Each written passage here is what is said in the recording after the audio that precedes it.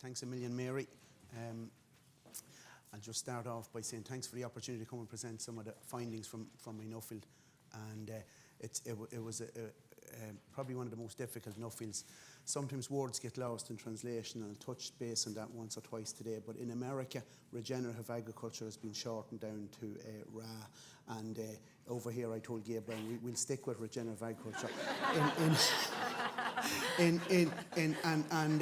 Teagasc and the Irish government set up a soils information service, and if you Google ISIS, you'll get loads of information on Irish soils, but you will get a call from the branch as well, so keep careful out there. But anyway, regenerative agriculture was the title of my topic. Is this the way forward for Irish farmers? So I was lucky. I had two Nuffield families, and due to a couple of family issues, I had to postpone my 2019 scholarship.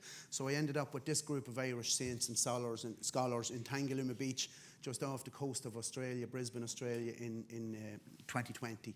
So I know most of my first family were here, so my second family's here as well. So we'll have a great hoolie this evening. But I had some travel done before I ended up in Tangalooma at the CSC, which was a great learning experience in itself. But we had to come home due to the COVID pandemic, and a lot of it then revolved around zooming around the world. So I suppose before COVID hit, I did manage to get to the UK, the USA, and Australia for that CSC, and I'm adding Ireland in there. It all counts when you're doing a Nuffield for John. So around the world in 60 Zooms. Some Nuffield scholars in England have said around the world in 80 Zooms, but I didn't get that many done. But France, the UK, USA, Canada, Australia, and again here at home. And it was a brilliant opportunity. I suppose I probably interviewed more people than I would have if maybe I was just travelling. So that brings me on then to why I did the topic. And I know Irish agriculture, and we touched on it today in most of the previous discussions, there's always challenges facing every industry, but especially agriculture. And I suppose the big one when I started this project back in 2019 was what we looked at coming for the EU Green Deal. And I suppose the whole idea there was that they were starting to talk about nitrogen reductions on Irish farms of 20%, ag chem reductions of up to 50%. More recently, we're seeing some of the reports from the EPA coming out about water quality and biodiversity loss here in Ireland. So that leads us on then to water quality is becoming far more important, biodiversity loss, and lastly but not least, fertiliser prices. I suppose a lot of people now have an interest in regenerative agriculture because of the way fertiliser prices have gone in the last couple of months. Just to touch base on the principles of regenerative agriculture, it's a movable feast. It's evolving over time, but pretty much there's 6 of them. One of them is having a growth mindset. I suppose protecting soil and soil health is to the core of it. So reduce soil disturbance, increase plant diversity, and that goes for both grassland and tillage systems. And I interviewed lots of different types of farmers on the scholarship. Maintain continuous living plant roots for as long as possible during the growing season was also a big one. And then integrated livestock. And again, a lot of the principles were formed by people trying to mimic what nature does and try and develop better agricultural systems from that. So just to touch base on this is the Dakota Lakes Research Farm. I was lucky enough to visit No Till on the Plains conference before COVID, and this on the left is Dr. Dwayne Beck, on the right is Dr. Randy Anderson, and in the middle is Benny Anderson's pub in Ardee, County Louth, my hometown, known locally as a farmer's pub. And I suppose the Americans are famous for their mindset, their broader approach, their more open mindset, and I think that's proven. We know a lot of people might know some Andersons from Ireland, but I don't think any of them would have ever been brave enough to call their son Randy Anderson. So this brings me on to, I suppose, some of the research. So really and truly, they're looking at systems-based research. So instead of looking at what chemical controls the weed, they're looking at how maybe by using rotations can we minimise the weed problem in the first place. And there's still the ability to use chemistries there if it's needed. So I think that's how Dakota Lakes looks at things. And I know Karina mentioned that earlier. It's a wider, it's a more holistic systems approach to it all. This is Kenny Roberts, a dairy farmer from County Kildare, dairy and beef. This is Kenny out in his multi-species sward, which is helping him reduce nitrogen on farm. He's also looking at other things. He's part of an EIP project here in Ireland, the Danu project, and over the last 2 to 3 years, Kenny's managed to drop his average nitrogen per acre by 60 units from, I think, somewhere around 180 to 120. And still, he's involved in the Teagasc discussion group and he's measuring grass, so his production levels aren't falling. So again, a little bit more management intensive, but he's rising to the challenge.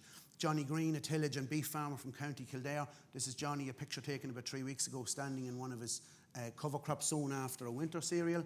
This will go into a spring malting barley. It's what we'd call, well, the Americans would call it a Monet cover crop. I suppose in Ireland we'll start calling them Jack B. Yeats cover crops. But really, it's the colour's spectacular. There's a lot of different plants in there, you know, all doing different jobs, all rooting at different levels, so different root architecture, protecting the soil, helping water to infiltrate as opposed to run off into waterways, and hopefully giving Johnny, from some of the legumes in our cover crop mix, a little nitrogen kick next year for free. Well, for the investment in the seed and doing it at the right time. County Louth tillage farmer Garrett Culligan here with his son Sean, and one of Garrett's big innovations in the last couple of years. So again, looking at, and a bit like Johnny Green with the cover crops, how do I reduce nitrogen? It's coming with the EU regulations. Garrett's main innovation has been to look at, instead of putting one variety of wheat in a field, he's putting up to 6 and 8, and he's starting to see that he doesn't need as much chemistry. So it'll fit in with hopefully the EU directives, but it's also helping him farm in a more environmentally friendly manner, and part of an IPM strategy. And I think the biggest fear here in Ireland, with even talking to the Teagasc researchers, is this development of septoria resistance. So it ticks a lot of boxes for both farmers and the environment and society in general. So I suppose just to briefly touch on some of the lessons I learned, a growth mindset versus a fixed mindset. Part of our Nuffield scholarship that I really enjoyed was Karen and John did a bit of work with us, and Karen would have taken us on a few Zooms for leadership and development, or, you know, just personal development, and she recommended a book basically on maybe trying to train your mind, to grow your mind, and I found that really interesting, because most, if not all, of the farmers and advisors and researchers I spoke to as part of my scholarship also said the same thing, that this is a different mindset. You have to think differently. You have to think about what's causing maybe the problem that you have to find a solution for and take it from there. Again, definitely on Irish farms, we're seeing examples of how to reduce nitrogen by 20% plus, agrochemical reductions of 50% plus. And again, those responses can be variable and depending on season and previous crops, etc., etc. So it's just important to note that it is, you know, it's a movable feast at all stages, and farmers, I suppose, have to try and raise their management to that. Johnny and Kenny would both say that it's invigorating for them, for farmers, to come back and take responsibility for their decisions on farm again, and maybe, as you know, they say, try and understand the why you have to do things, or why are you doing things. And Ray Archuleta, who I also spoke with, was a USDA soil conservation specialist and an advisor for over 30 years, he would say if farmers can understand the why, they'll find their own way in doing the how very successfully, because there's a lot of intelligence out there. So again, another one of the practitioners, Gary Zimmer, talks about earning the right, and I suppose he meant for farmers to earn the right to grow crops and keep production going and keep making a viable living on a farm without having some of these inputs. But equally so, I think policymakers have to understand that they have to earn the right maybe to come along, and this was spoken about earlier, and just, you know, show people or demonstrate to farmers how, you know, systems to allow them to pick up the new rules. There's actually a shortage of research on these sort of regenerative agriculture systems, and to be fair, that's starting to change, and hopefully we'll see more of that in the future. We're from County Louth, and when you're a little fella in County Louth, a little wee one, you go poochins, which means you're in the wrong press or the wrong room, or you're in the wrong place anyway, you shouldn't be there. So I keep telling farmers, and this is part of the mindset, we have to keep pooching, we have to be curious and keep looking for maybe ways to improve, or, you know, just to broaden our own knowledge and horizons. And biomimicry was a big learning point, I think, through the Nuffield for me, which was this ethos, or this concept of trying to copy what nature does in our own natural systems. And again, the Dakota Lakes are very big on that. So it brings me just to some conclusions.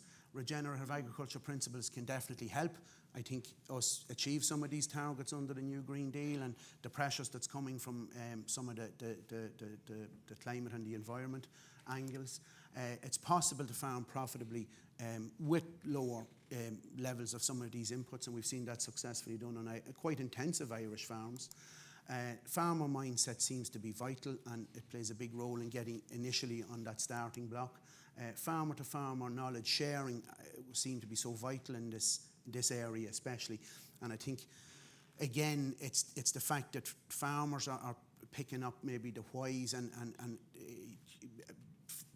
other farmers taking from their experiences, as opposed to maybe sort of heavy-duty research passing it down. But again, if you take the Dakota Lakes research, that's actually a farm sort of paid for by farmers to do research in a holistic systems-based manner. So they're buying into it as well. There's input from the farmers as well as the researchers. Nitrogen use efficiency, I know some of the cereal guys we spoke to, and especially Kenny and the grass, they're looking at increasing nitrogen use efficiency by using foliars versus granular nitrogen. So becoming more pertinent with current pressure on nitrogen use on Irish farms. Multi-species swards in the grassland and companion cropping, cover cropping and tillage are potential game changers.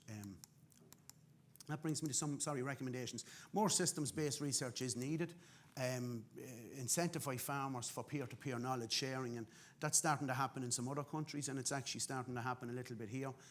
So it's good to see, because it means they can devote a bit of time to transferring the knowledge or sharing on the knowledge. So the appreciation and an involvement of farmers' knowledge, especially from policymakers when they're making up some of the agri and environmental policies. And that's something we have thankfully started to see change here. We've had some meetings with the Department of Agriculture as part of Base Ireland and DANU about how some of this on-farm success stories and learnings can maybe fit in with the policy narrative. Produce visual examples to show farmers maybe some of the potential harm we could be doing to the environment. And again, there's some fantastic examples from the USDA in America. They developed what they call a rainfall simulator, and it shows quite clearly the damage that erosion or quite poor soil structure can have on allowing soil and silt and nutrients into water courses. I suppose growth and an open mindset, we mentioned it before, but it's definitely needed among not just farmers, all stakeholders. And basically, on a very simple level on a farm, try adding some plant diversity to your farm. It's something that can be, as well as maybe leading to some hopefully economic successes. It's actually in a lot of fields quite pretty, if not somewhat messy. What's next for me, and I think that was the beauty of Nuffield, I'd like to continue to meet with groups who promote regenerative agriculture. It definitely keep growing my mindset, keep an open mind, keep pooching, continue to travel to meet practitioners of regenerative agriculture, and thankfully now there's far more of those guys popping up in Ireland and England and Europe. It probably started more so in the States. Be a resource for the farmers and advisors, and hopefully also get involved with maybe supporting some of the policy makers on this.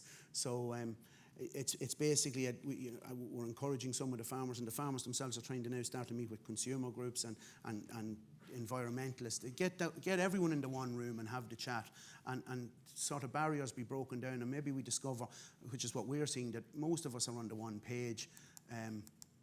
So just lastly, but not leastly, acknowledgements.